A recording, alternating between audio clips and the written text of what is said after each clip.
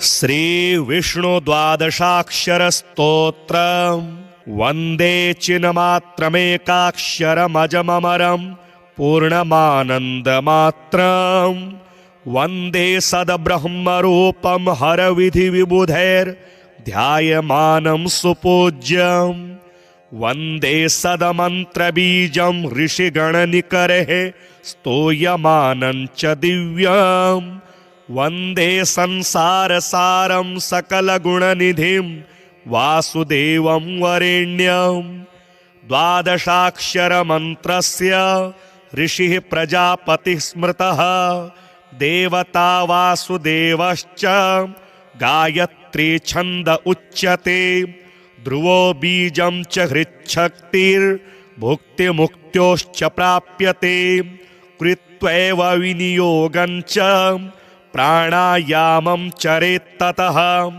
पूरके षोडशावृत्त्यां कुम्भके द्वादश स्मृतः रेचके तु दशावृत्त्यां प्राणायाम विधिं चरेत् नासाग्रे लोचन कृत्वा मध्ये हृदकमले स्थितं ध्यायेन्नारायणं देवं व्यापकं ब्रह्मरूपिणं शङ्खचक्रगदापद्मं धरं नीलं चतुर्भुजं पीताम्बरधरं देवं विष्णुं कमललोचनं तुलसीदलसंयुक्तं वनमालासुशोभितं सुवर्णमुकुटं रम्यं दिव्यकुण्डलभूषितम् असंख्यचन्द्रसङ्काश साक्षात् ब्रह्म सनातनं कैवल्यमोक्षदं सत्य रूपं विश्वात्मकं विभो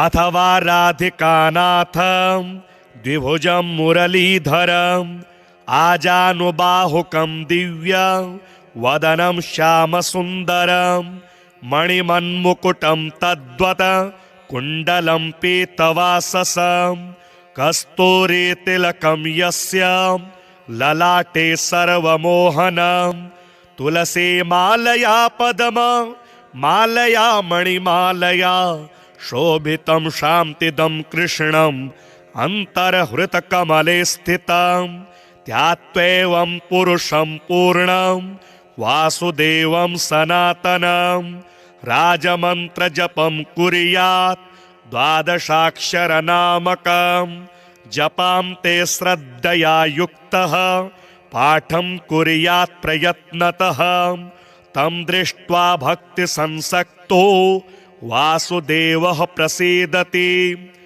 ॐ नमो भगवते वासुदेवाय।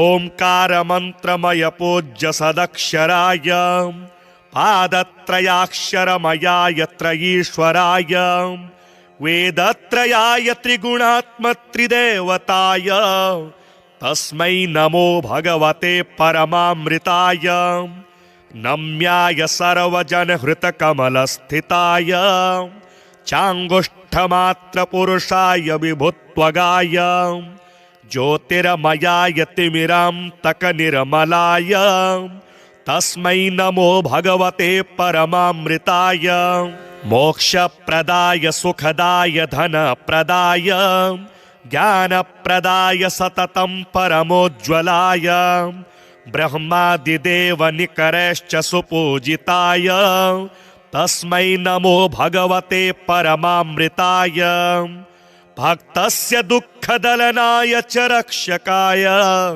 धर्मस्य सन्ततमधर्मविनाशकाय नानावतार पृथिवीतलधारणाय तस्मै नमो भगवते परमामृताय गव्यप्रियाय सकलेप्सितसम्प्रदाय सत्यप्रवृद्धिकरणाय सुमङ्गलाय कृष्णावतार करुणालय सद्व्रताय तस्मै नमो भगवते परमामृताय वन्द्याय सर्वजगतां सुरसत्तमाय वंशी विभूषितकराय मनोहराय नानाप्रपञ्चविलयोदयकारणाय तस्मै नमो भगवते परमामृताय।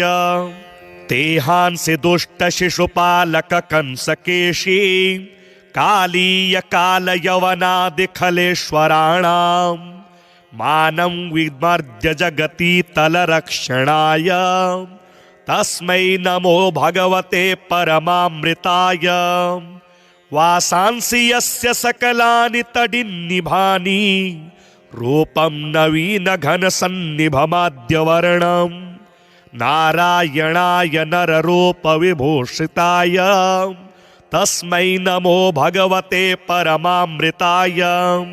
सुन्दोपसुन्ददलनाय सुदर्शनाय हृतपद्मनिष्ठशुभविग्रहशोभिताय सद्ब्रह्मचिद्घनपरात्परकेवलाय।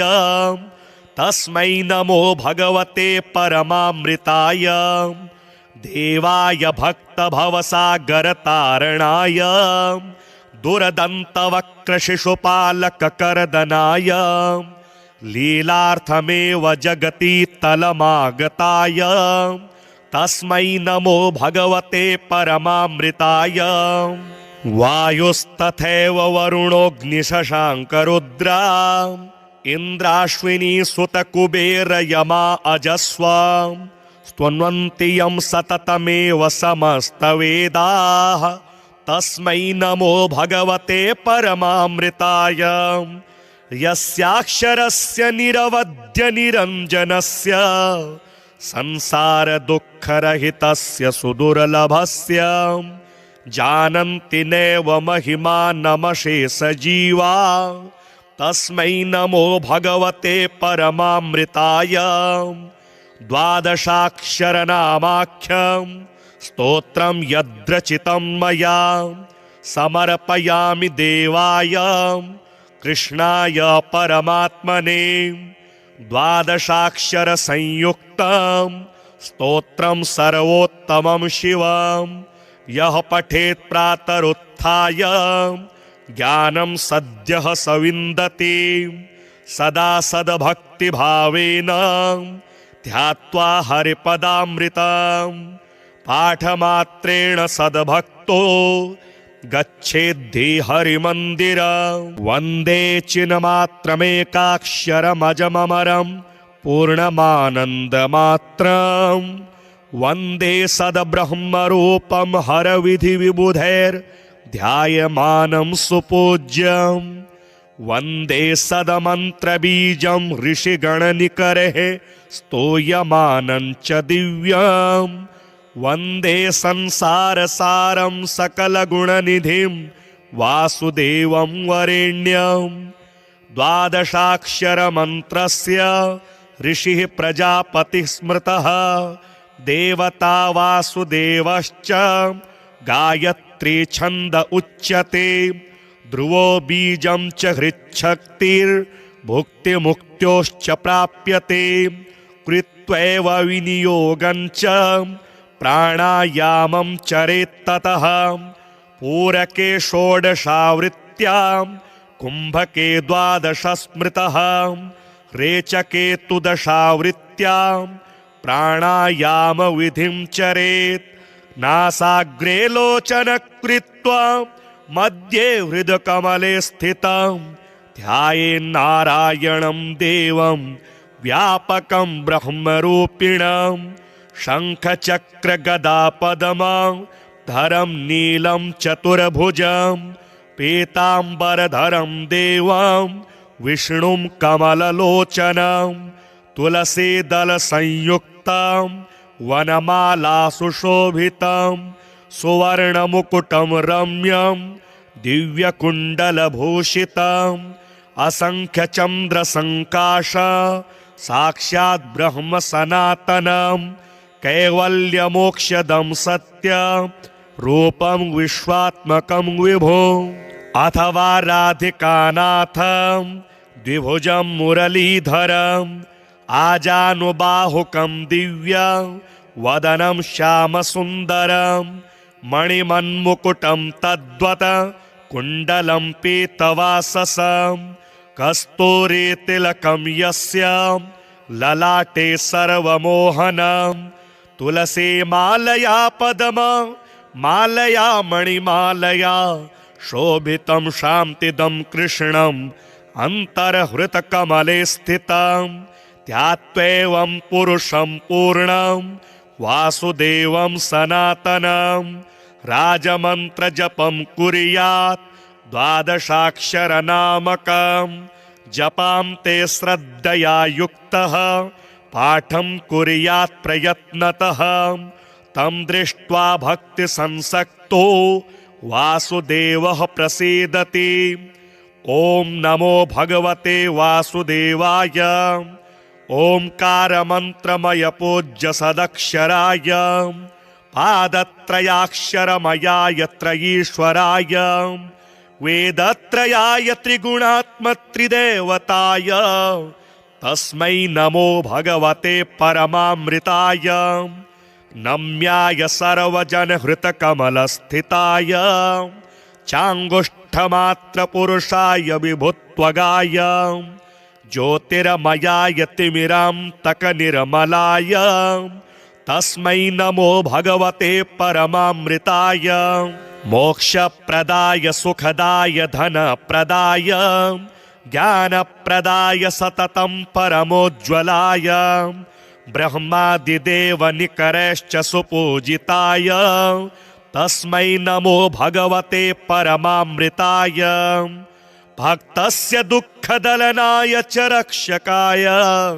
धर्मस्य सन्ततमधर्मविनाशकाय नानावतार पृथिवीतलधारणाय तस्मै नमो भगवते परमामृताय गव्यप्रियाय सकलेप्सितसम्प्रदाय सत्यप्रवृद्धिकरणाय सुमङ्गलाय कृष्णावतार करुणालय सद्व्रताय तस्मै नमो भगवते परमामृताय वन्द्याय सर्वजगतां सुरसत्तमाय वंशी विभूषितकराय मनोहराय नानाप्रपञ्चविलयोदयकारणाय तस्मै नमो भगवते परमामृताय तेहांसि दुष्टशिशुपालककंसकेशी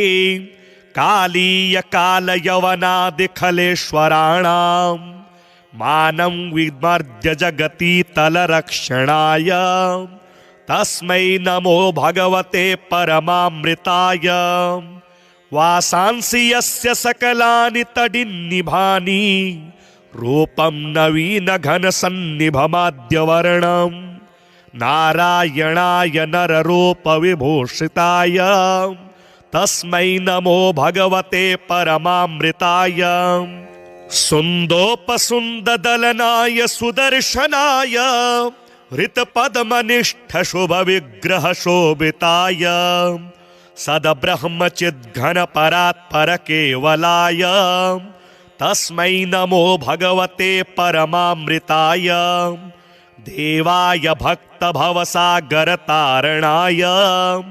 दुरदन्तवक्रशिशुपालककर्दनाय लीलार्थमेव जगति तलमागताय तस्मै नमो भगवते परमामृताय वायुस्तथैव वरुणोऽग्निशशाङ्करुद्रा इन्द्राश्विनी सुतकुबेरयमा अजस्वा स्तुन्वन्ति यं सततमेव समस्तवेदाः तस्मै नमो भगवते परमामृताय यस्याक्षरस्य निरवध्य निरञ्जनस्य संसारदुःखरहितस्य सुदुर्लभस्य जानन्ति नैव महिमानमशेषजीवा तस्मै नमो भगवते परमामृताय द्वादशाक्षरनामाख्यं स्तोत्रं यद्रचितं मया समर्पयामि देवाय कृष्णाय परमात्मने द्वादशाक्षरसंयुक्तं स्तोत्रं सर्वोत्तमं शिवं यः पठेत् प्रातरुत्थाय ज्ञानं सद्यः स विन्दति सदा सद्भक्तिभावेन ध्यात्वा हरिपदामृतं पाठमात्रेण सद्भक्तो गच्छेद्धि हरिमन्दिरं। वन्दे चिन्मात्रमेकाक्षरमजममरं पूर्णमानन्दमात्रं। वन्दे सद्ब्रह्मरूपं हरविधिविबुधैर्ध्यायमानं सुपूज्यं। वन्दे सदमन्त्रबीजं ऋषिगणनिकरैः स्तूयमानं च दिव्यम्। वन्दे संसारसारं सकलगुणनिधिं वासुदेवं वरेण्यं। द्वादशाक्षरमन्त्रस्य ऋषिः प्रजापतिः स्मृतः देवता वासुदेवश्च गायत्री छन्द उच्यते। ध्रुवो बीजं च हृच्छक्तिर्भुक्तिमुक्त्योश्च प्राप्यते। कृत्वैव विनियोगं च प्राणायामं चरेत्ततः। पूरके षोडशावृत्त्यां कुम्भके द्वादश स्मृतः। रेचके तु दशावृत्त्यां प्राणायामविधिं चरेत्।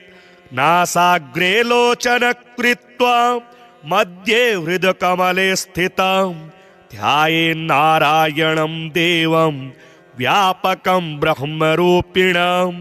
शङ्खचक्रगदापद्मधरं नीलं चतुर्भुजं पीताम्बरधरं देवं विष्णुं कमललोचनं। तुलसीदलसंयुक्तं वनमालासुशोभितं सुवर्णमुकुटं रम्यं दिव्यकुण्डलभूषितम्। असंख्यचन्द्रसङ्काश साक्षात् ब्रह्म सनातनं। कैवल्यमोक्षदं सत्य रूपं विश्वात्मकं विभो। अथवा राधिकानाथं द्विभुजं मुरलीधरम् आजानुबाहुकं दिव्यं वदनं श्यामसुन्दरं। मणिमन्मुकुटं तद्वत् कुण्डलं पीतवाससं। कस्तूरीतिलकं यस्य ललाटे सर्वमोहनं। तुलसीमालया पद्ममालया मणिमालया शोभितं शान्तिदं कृष्णम् अन्तर्हृतकमले स्थितं। ध्यात्वैवं पुरुषं पूर्णं वासुदेवं सनातनं। राजमन्त्रजपं कुर्यात् द्वादशाक्षरनामकं। जपां ते श्रद्धया युक्तः पाठं कुर्यात् प्रयत्नतः। तं दृष्ट्वा भक्तिसंसक्तो वासुदेवः प्रसीदति। ॐ नमो भगवते वासुदेवाय। ओंकारमन्त्रमय पूज्य सदक्षराय पादत्रयाक्षरमयाय त्रयीश्वराय वेदत्रयाय त्रिगुणात्मत्रिदेवताय तस्मै नमो भगवते परमामृताय। नम्याय सर्वजनहृतकमलस्थिताय चाङ्गुष्ठमात्रपुरुषाय विभुत्वगाय ज्योतिर्मयाय तिमिरान्तकनिर्मलाय तस्मै नमो भगवते परमामृताय। मोक्षप्रदाय सुखदाय धनप्रदाय ज्ञानप्रदाय सततं परमोज्ज्वलाय ब्रह्मादिदेवनिकरैश्च सुपूजिताय तस्मै नमो भगवते परमामृताय। भक्तस्य दुःखदलनाय च रक्षकाय धर्मस्य सन्ततमधर्मविनाशकाय नानावतार पृथिवीतलधारणाय तस्मै नमो भगवते परमामृताय। गव्यप्रियाय सकलेप्सितसम्प्रदाय सत्यप्रवृद्धिकरणाय सुमङ्गलाय कृष्णावतार करुणालय सद्व्रताय तस्मै नमो भगवते परमामृताय। वन्द्याय सर्वजगतां सुरसत्तमाय वंशी विभूषितकराय मनोहराय नानाप्रपञ्चविलयोदयकारणाय तस्मै नमो भगवते परमामृताय। तेहांसि दुष्टशिशुपालककंसकेशी कालीयकालयवनादिखलेश्वराणां मानं विमर्द्य जगतीतलरक्षणाय तस्मै नमो भगवते परमामृताय। वासांसि यस्य सकलानि तडिन्निभानि रूपं नवीनघनसन्निभमाद्यवर्णं नारायणाय नररूपविभूषिताय तस्मै नमो भगवते परमामृताय। सुन्दोपसुन्ददलनाय सुदर्शनाय हृतपद्मनिष्ठशुभविग्रहशोभिताय सद्ब्रह्मचिद्घनपरात्परकेवलाय तस्मै नमो भगवते परमामृताय। देवाय भक्तभवसागरतारणाय दुरदन्तवक्रशिशुपालककर्दनाय लीलार्थमेव जगतीतलमागताय तस्मै नमो भगवते परमामृताय। वायुस्तथैव वरुणोऽग्निशशाङ्करुद्रा इन्द्राश्विनी सुतकुबेरयमा अजस्व स्तुन्वन्ति यं सततमेव समस्तवेदाः तस्मै नमो भगवते परमामृताय। यस्याक्षरस्य निरवध्यनिरञ्जनस्य संसारदुःखरहितस्य सुदुर्लभस्य जानन्ति नैव महिमानमशेषजीवा तस्मै नमो भगवते परमामृताय। द्वादशाक्षरनामाख्यं स्तोत्रं यद्रचितं मया समर्पयामि देवाय कृष्णाय परमात्मने। द्वादशाक्षरसंयुक्तं स्तोत्रं सर्वोत्तमं शिवं यः पठेत् प्रातरुत्थाय ज्ञानं सद्यः सविन्दति सदा सद्भक्तिभावेन ध्यात्वा हरिपदामृतं पाठमात्रेण सद्भक्तो गच्छेद्धि हरिमन्दिरं। वन्दे चिन्मात्रमेकाक्षरमजममरं पूर्णमानन्दमात्रं वन्दे सद्ब्रह्मरूपं हरविधिविबुधैर्ध्यायमानं सुपूज्यं। वन्दे सदमन्त्रबीजं ऋषिगणनिकरैः स्तूयमानं च दिव्यं। वन्दे संसारसारं सकलगुणनिधिं वासुदेवं वरेण्यं।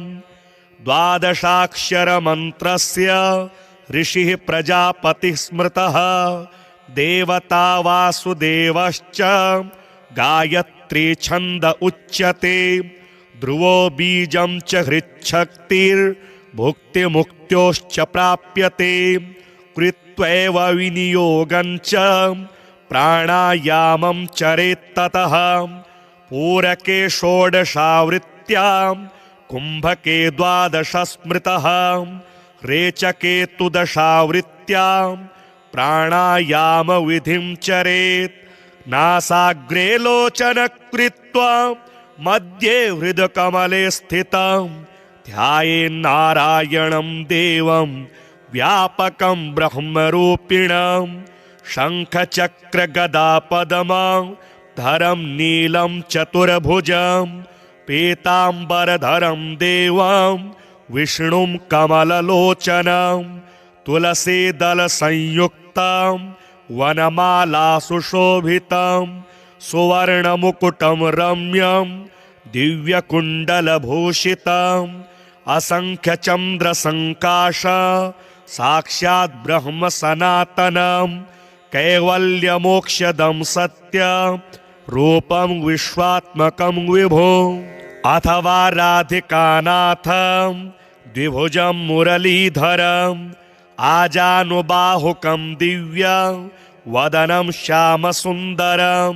मणिमन्मुकुटं तद्वत् कुण्डलं पीतवाससं कस्तूरीतिलकं यस्य ललाटे सर्वमोहनं तुलसी मालया पद्म मालया मणिमालया शोभितं शान्तिदं कृष्णम् अन्तर्हृतकमले स्थितं ध्यात्वैवं पुरुषं पूर्णं वासुदेवं सनातनं राजमन्त्रजपं कुर्यात् द्वादशाक्षरनामकं जपां ते श्रद्धया युक्तः पाठं कुर्यात् प्रयत्नतः तं दृष्ट्वा भक्तिसंसक्तो वासुदेवः प्रसीदति।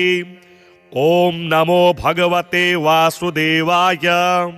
ओंकारमन्त्रमय पूज्य सदक्षराय पादत्रयाक्षरमयाय त्रयीश्वराय वेदत्रयाय त्रिगुणात्मत्रिदेवताय तस्मै नमो भगवते परमामृताय नम्याय सर्वजनहृतकमलस्थिताय चाङ्गुष्ठमात्रपुरुषाय विभुत्वगाय ज्योतिर्मयाय तिमिरान्तकनिर्मलाय तस्मै नमो भगवते परमामृताय मोक्षप्रदाय सुखदाय धनप्रदाय ज्ञानप्रदाय सततं परमोज्ज्वलाय ब्रह्मादिदेवनिकरैश्च सुपूजिताय तस्मै नमो भगवते परमामृताय भक्तस्य दुःखदलनाय च रक्षकाय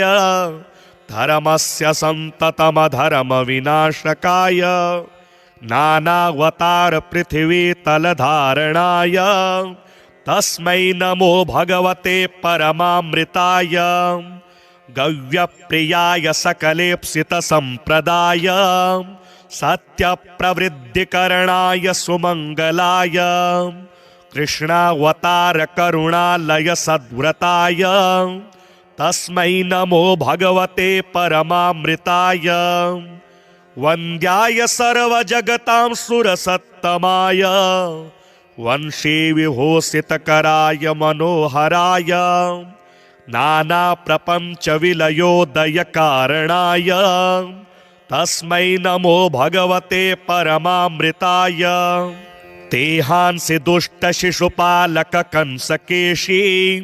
कालीयकालयवनादिखलेश्वराणां मानं विमर्द्य जगति तलरक्षणाय तस्मै नमो भगवते परमामृताय वासांसि यस्य सकलानि तडिन्निभानि रूपं नवीनघनसन्निभमाद्यवर्णं नारायणाय नररूपविभूषिताय तस्मै नमो भगवते परमामृताय सुन्दोपसुन्ददलनाय सुदर्शनाय हृतपद्मनिष्ठशुभविग्रहशोभिताय सद्ब्रह्मचिद्घनपरात्परकेवलाय तस्मै नमो भगवते परमामृताय देवाय भक्तभवसागरतारणाय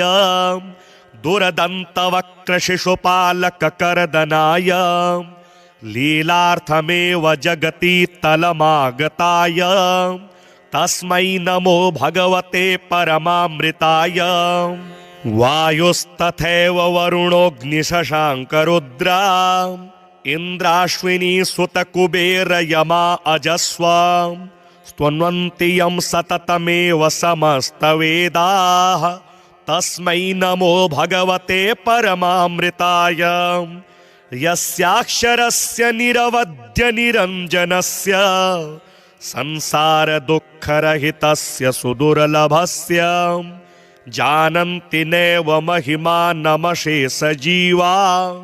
तस्मै नमो भगवते परमामृताय द्वादशाक्षरनामाख्यं स्तोत्रं यद्रचितं मया समर्पयामि देवाय कृष्णाय परमात्मने द्वादशाक्षरसंयुक्तं स्तोत्रं सर्वोत्तमं शिवं यः पठेत् प्रातरुत्थाय ज्ञानं सद्यः सविन्दते सदा सद्भक्तिभावेन ध्यात्वा हरिपदामृतं पाठमात्रेण सद्भक्तो गच्छेद्धि हरिमन्दिरं वन्दे चिन्मात्रमेकाक्षरमजममरं पूर्णमानन्दमात्रं वन्दे सद्ब्रह्मरूपं हरविधिविबुधैर्ध्यायमानं सुपूज्यं वन्दे सदमन्त्रबीजं ऋषिगणनिकरैः स्तूयमानं च दिव्यं वन्दे संसारसारं सकलगुणनिधिं वासुदेवं वरेण्यं द्वादशाक्षरमन्त्रस्य ऋषिः प्रजापतिः स्मृतः देवता वासुदेवश्च गायत्री छन्द उच्यते ध्रुवो बीजं च हृच्छक्तिर्भुक्तिमुक्त्योश्च प्राप्यते कृत्वैव विनियोगं च प्राणायामं चरेत्ततः पूरके षोडशावृत्त्यां कुम्भके द्वादश स्मृतः रेचके तु दशावृत्त्यां प्राणायामविधिं चरेत् नासाग्रे लोचनकृत्वा मध्ये हृदकमले स्थितं ध्यायेन्नारायणं देवं व्यापकं ब्रह्मरूपिणं शङ्खचक्रगदापद्मं धरं नीलं चतुर्भुजं पीताम्बरधरं देवं विष्णुं कमललोचनं तुलसीदलसंयुक्तं वनमालासुशोभितं सुवर्णमुकुटं रम्यं दिव्यकुण्डलभूषितम् असंख्यचन्द्रसङ्काश साक्षात् ब्रह्म सनातनं कैवल्यमोक्षदं सत्यं रूपं विश्वात्मकं विभो अथवा राधिकानाथं द्विभुजं मुरलीधरम् आजानुबाहुकं दिव्यं वदनं श्यामसुन्दरं मणिमन्मुकुटं तद्वत् कुण्डलं पीतवाससं कस्तूरीतिलकं यस्य ललाटे सर्वमोहनं तुलसीमालया पद्ममालया मणिमालया शोभितं शान्तिदं कृष्णम् अन्तर्हृतकमले स्थितं ध्यात्वैवं पुरुषं पूर्णं वासुदेवं सनातनं राजमन्त्रजपं कुर्यात् द्वादशाक्षरनामकं जपां ते श्रद्धया युक्तः पाठं कुर्यात् प्रयत्नतः तं दृष्ट्वा भक्तिसंसक्तो वासुदेवः प्रसीदति ॐ नमो भगवते वासुदेवाय ओंकारमन्त्रमय पूज्य सदक्षराय पादत्रयाक्षरमयाय त्रयीश्वराय वेदत्रयाय त्रिगुणात्मत्रिदेवताय तस्मै नमो भगवते परमामृताय नम्याय सर्वजनहृतकमलस्थिताय चाङ्गुष्ठमात्रपुरुषाय विभुत्वगाय ज्योतिर्मयाय तिमिरान्तकनिर्मलाय तस्मै नमो भगवते परमामृताय मोक्षप्रदाय सुखदाय धनप्रदाय ज्ञानप्रदाय सततं परमोज्ज्वलाय ब्रह्मादिदेवनिकरैश्च सुपूजिताय तस्मै नमो भगवते परमामृताय भक्तस्य दुःखदलनाय च रक्षकाय धर्मस्य सन्ततमधर्मविनाशकाय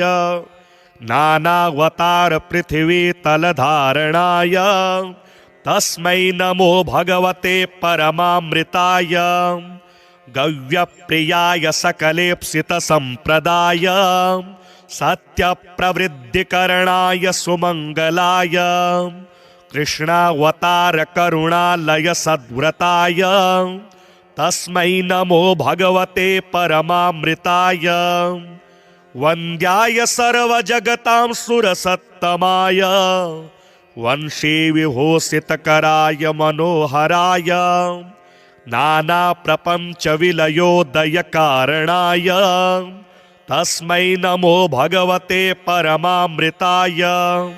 तेहांसि दुष्टशिशुपालककंसकेशी कालीयकालयवनादिखलेश्वराणां मानं विमर्द्य जगति तलरक्षणाय तस्मै नमो भगवते परमामृताय। वासांसि यस्य सकलानि तडिन्निभानि रूपं नवीनघनसन्निभमाद्यवर्णं नारायणाय नररूपविभूषिताय तस्मै नमो भगवते परमामृताय।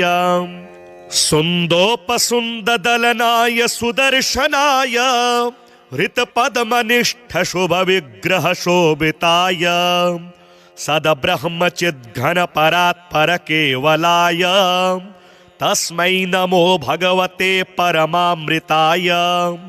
देवाय भक्तभवसागरतारणाय दुरदन्तवक्रशिशुपालककर्दनाय लीलार्थमेव जगति तलमागताय तस्मै नमो भगवते परमामृताय।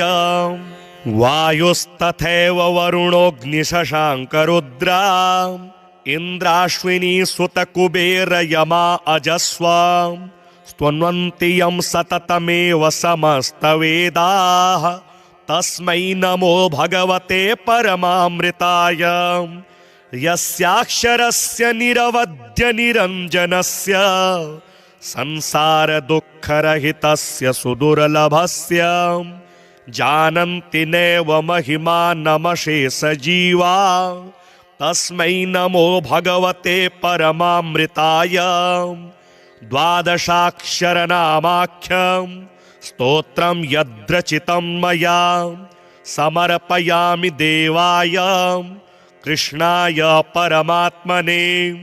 द्वादशाक्षरसंयुक्तं स्तोत्रं सर्वोत्तमं शिवं यः पठेत् प्रातरुत्थाय ज्ञानं सद्यः सविन्दति सदा सद्भक्तिभावेन ध्यात्वा हरिपदामृतं पाठमात्रेण सद्भक्तो गच्छेद्धि हरिमन्दिरं। वन्दे चिन्मात्रमेकाक्षरमजममरं पूर्णमानन्दमात्रं वन्दे सद्ब्रह्मरूपं हरविधिविबुधैर्ध्यायमानं सुपूज्यं। वन्दे सदमन्त्रबीजं ऋषिगणनिकरैः स्तूयमानं च दिव्यं। वन्दे संसारसारं सकलगुणनिधिं वासुदेवं वरेण्यं। द्वादशाक्षरमन्त्रस्य ऋषिः प्रजापतिः स्मृतः देवता वासुदेवश्च गायत्री छन्द उच्यते। ध्रुवो बीजं च हृच्छक्तिर्भुक्तिमुक्त्योश्च प्राप्यते। कृत्वैव विनियोगं च प्राणायामं चरेत्ततः। पूरके षोडशावृत्त्यां कुम्भके द्वादश स्मृतः। रेचके तु दशावृत्त्यां प्राणायामविधिं चरेत्। नासाग्रे लोचनकृत्वा मध्ये हृदकमले स्थितं ध्यायेन्नारायणं देवं व्यापकं ब्रह्मरूपिणं। शङ्खचक्रगदापद्मं धरं नीलं चतुर्भुजं पीताम्बरधरं देवं विष्णुं कमललोचनं। तुलसीदलसंयुक्तं वनमालासुशोभितं सुवर्णमुकुटं रम्यं दिव्यकुण्डलभूषितं। असंख्यचन्द्रसङ्काश साक्षात् ब्रह्म सनातनं। कैवल्यमोक्षदं सत्यं रूपं विश्वात्मकं विभो। अथवा राधिकानाथं द्विभुजं मुरलीधरं आजानुबाहुकं दिव्यं वदनं श्यामसुन्दरं। मणिमन्मुकुटं तद्वत् कुण्डलं पीतवाससं कस्तूरीतिलकं यस्य ललाटे सर्वमोहनं तुलसी मालया पद्म मालया मणिमालया शोभितं शान्तिदं कृष्णम् अन्तर्हृतकमले स्थितं ध्यात्वैवं पुरुषं पूर्णं वासुदेवं सनातनं राजमन्त्रजपं कुर्यात् द्वादशाक्षरनामकं जपां ते श्रद्धया युक्तः पाठं कुर्यात् प्रयत्नतः तं दृष्ट्वा भक्तिसंसक्तो वासुदेवः प्रसीदति। ॐ नमो भगवते वासुदेवाय।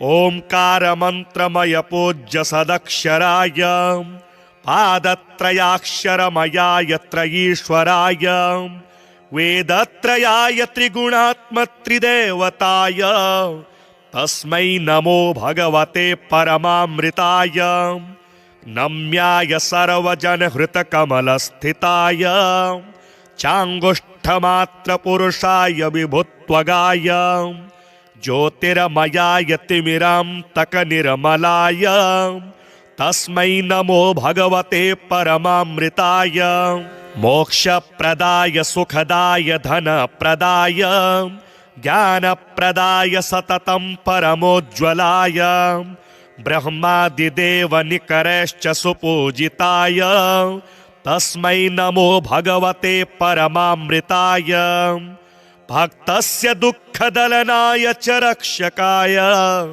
धर्मस्य सन्ततमधर्मविनाशकाय नानावतार पृथिवीतलधारणाय तस्मै नमो भगवते परमामृताय गव्यप्रियाय सकलेप्सितसम्प्रदाय सत्यप्रवृद्धिकरणाय सुमङ्गलाय कृष्णावतार करुणालय सद्व्रताय तस्मै नमो भगवते परमामृताय वन्द्याय सर्वजगतां सुरसत्तमाय वंशी विभूषितकराय मनोहराय नानाप्रपञ्चविलयोदयकारणाय तस्मै नमो भगवते परमामृताय तेहांसि दुष्टशिशुपालककंसकेशी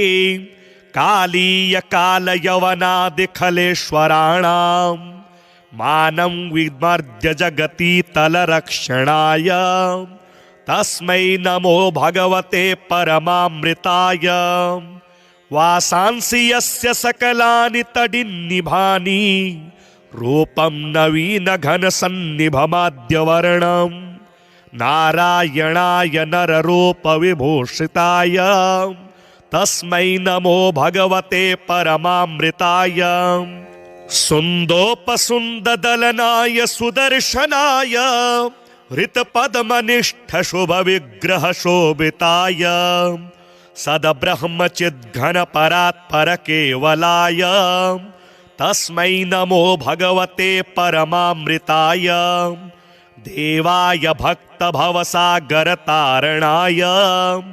दुरदन्तवक्रशिशुपालककर्दनाय लीलार्थमेव जगति तलमागताय तस्मै नमो भगवते परमामृताय वायुस्तथैव वरुणोऽग्निशशाङ्करुद्रा इन्द्राश्विनी सुतकुबेरयमा अजस्व स्तुन्वन्ति यं सततमेव समस्तवेदाः तस्मै नमो भगवते परमामृताय यस्याक्षरस्य निरवध्य निरञ्जनस्य संसारदुःखरहितस्य सुदुर्लभस्य जानन्ति नैव महिमानमशेषजीवा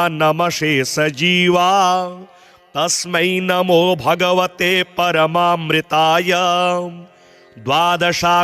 द्वादशाक्षरनामाख्यं स्तोत्रं यद्रचितं मया समर्पयामि देवाय कृष्णाय परमात्मने द्वादशाक्षरसंयुक्तं स्तोत्रं सर्वोत्तमं शिवं यः पठेत् प्रातरुत्थाय ज्ञानं सद्यः स विन्दति सदा सद्भक्तिभावेन ध्यात्वा हरिपदामृतं पाठमात्रेण सद्भक्तो गच्छेद्धि हरिमन्दिरं वन्दे चिन्मात्रमेकाक्षरमजममरं पूर्णमानन्दमात्रं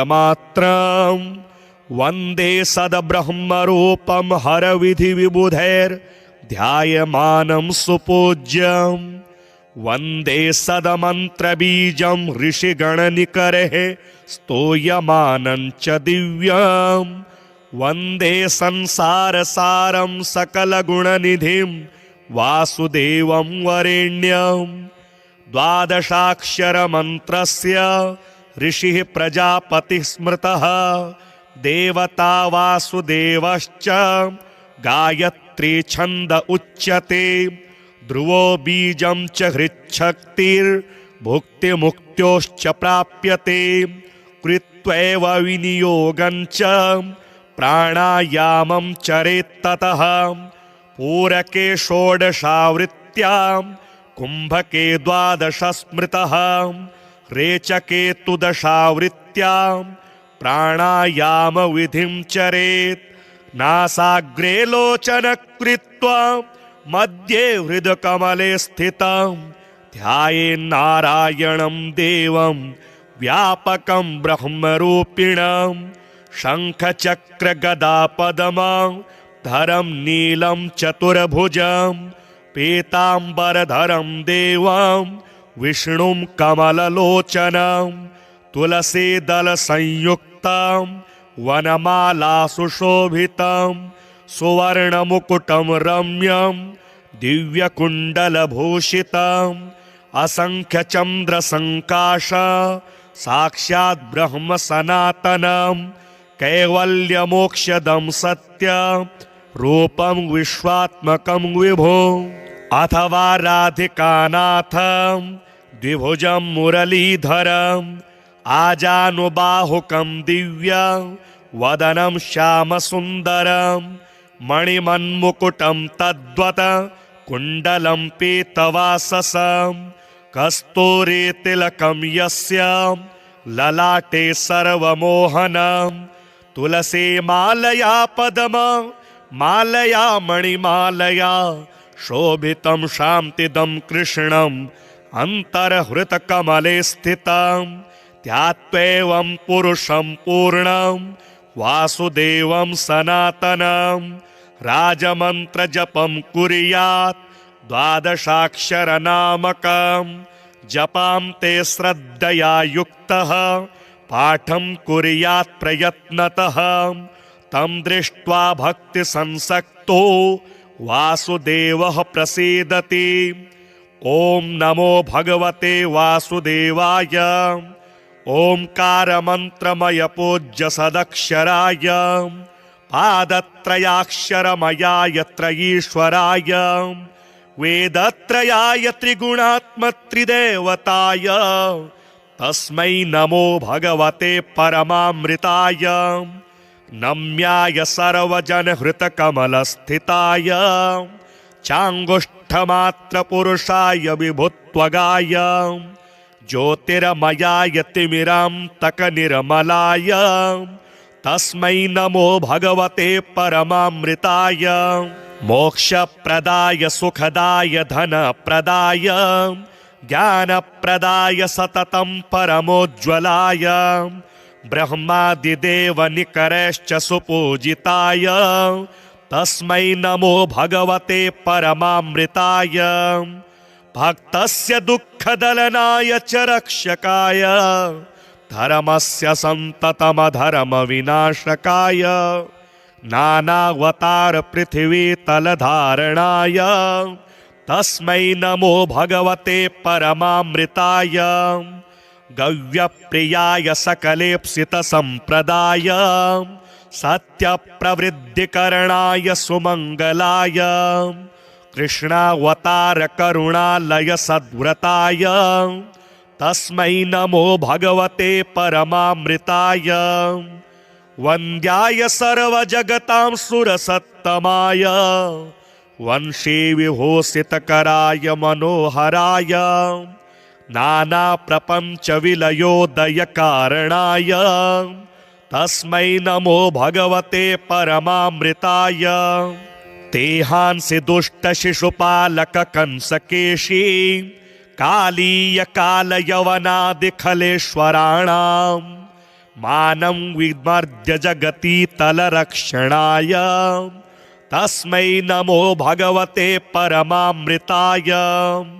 वासांसि यस्य सकलानि तडिन्निभानि रूपं नवीनघनसन्निभमाद्यवर्णं नारायणाय नररूपविभूषिताय तस्मै नमो भगवते परमामृताय। सुन्दोपसुन्ददलनाय सुदर्शनाय हृतपद्मनिष्ठशुभविग्रहशोभिताय सद्ब्रह्मचिद्घनपरात्परकेवलाय तस्मै नमो भगवते परमामृताय।